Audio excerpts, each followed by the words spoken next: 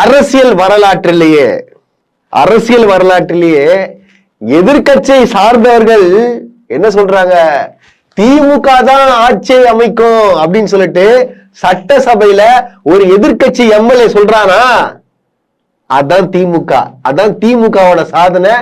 மக்களுக்கு தேவையான கட்சி இப்போதைக்கு யாருன்னு பாத்தீங்கன்னா திமுக தான். நான் சொல்லலங்க, எதிர்கட்சி எம்எல்ஏ சொல்றாப்புல.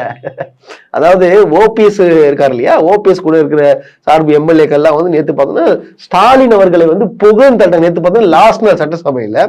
சோ அதனால பாத்தீங்கன்னா புகழ்ந்து தள்ளிட்டாங்க.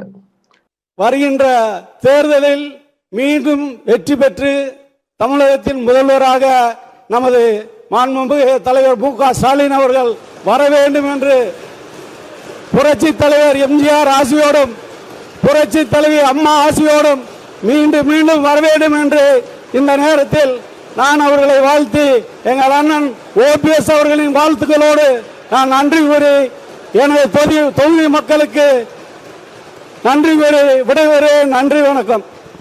புகழ்ந்து தள்ளிட்டாங்க. இதான் உண்மை. இதை பார்க்காத வயிறறிந்த தற்குறிகள்லாம் வந்து என்னென்னமோ வந்து ட்வீட் எல்லாம் போட ஆரம்பிச்சிட்டாங்க. ஏதே ஒரு பக்கம் விஜய் வந்து ஒரு சைட்ல வந்து ட்வீட் போடுறாப்புல, இந்த பக்கத்துல எடப்பாடி போடுறாரு. மாத்தி மாத்தி போட்டு பொறுத்துக்க முடியல. எப்படி இவங்க பாராட்டலாம், என்னால முடியலையே, எப்படி இவரை நீங்க பாராட்டலாம் அப்படின்னு சொல்லிட்டு கதறி கதறி அழுறானுங்க. அதாவது தொடர்ந்து 2 நாட்களாக சமூக வலைத்தளத்துல பாத்தீங்கன்னா வெறும் கதறல் சவுண்டாவே இருக்கு. என்ன முதல் கதறல் எதுக்குன்னா பாத்தீங்கன்னா தேமுதிக வந்து திமுகவோட சேர்ந்துருச்சு அப்படின்னு சொல்லிட்டு கதறிட்டு இருக்காங்க ஒரு பக்கத்துல. நேத்து நாள் பாத்தீங்கன்னா ஓபிஎஸ்ஏ வாலண்டியர் என்ன சொல்றாருன்னா, சந்திச்சு முதலமைச்சர் அவர்களை சந்திச்சு லாஸ்டா எம்எல்ஏல சந்திச்சு பூங்கொத்து கொடுத்து வாழ்த்து தெரிவிச்சுட்டு வெளியில வந்து பேட்டி கொடுக்குறாப்புல. என்னன்னு, மீண்டும் திமுகவே அந்த தற்கூரிகிராம் விஜயகாந்த் என்ற ஒரு மனிதர் இல்லைன்னா விஜய் என்றவரே கிடையாதுன்றது உங்களுக்கு எல்லாருக்குமே தெரியும்.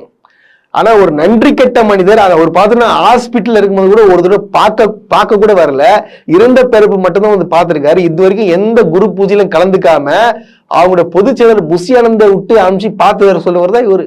ஆனா முதலமைச்சர், துணை முதலமைச்சர் எல்லாமே வந்து பார்த்துட்டு இருக்காங்க. இந்த விஜய பிரபாகர் என்றவர் வந்து கண்டிப்பா வந்து இந்த வாட்டி எம்எல்ஏ ஆக்கணுங்க. ஏன்னா எம்எல்ஏ அவர் ஆகணும்ன்றது வந்து எனக்கு ஆசை. ஏன்னா போன வாட்டியே பாத்தீங்கன்னா அவரு ஒழுங்க அந்த பையன் வந்து ரொம்ப கஷ்டப்பட்டு ஒர்க் பண்ணாப்புல, இருந்தாலும் வந்து தோற்கடிக்கப்பட்டார். எனக்கு தெரிஞ்சு இந்த தடவை வந்து அவருக்கு வந்து விருதுநகர்ல சீட்டு கிடைச்சு அந்த தொகுதியிலேயே அவர் வந்து எம்எல்ஏ ஆனாருன்னா நான் ரொம்ப ரொம்ப வந்து சந்தோஷப்படுவேன். முடிஞ்சா அவருக்கும் வேலை செய்யறதுக்கு நாங்க போனாலும் போவோம். இது உண்மை. ஏன்னா என்ன சொல்றது, விஜயகாந்த் என்ற ஒரு நல்ல மனிதருக்காக நாங்க இறங்கி வேலை செய்ய கூட வந்து தயாரா இருக்குன்றதை வந்து இது வாயிலா வந்து நான் சொல்லிக்க விரும்புறேன்.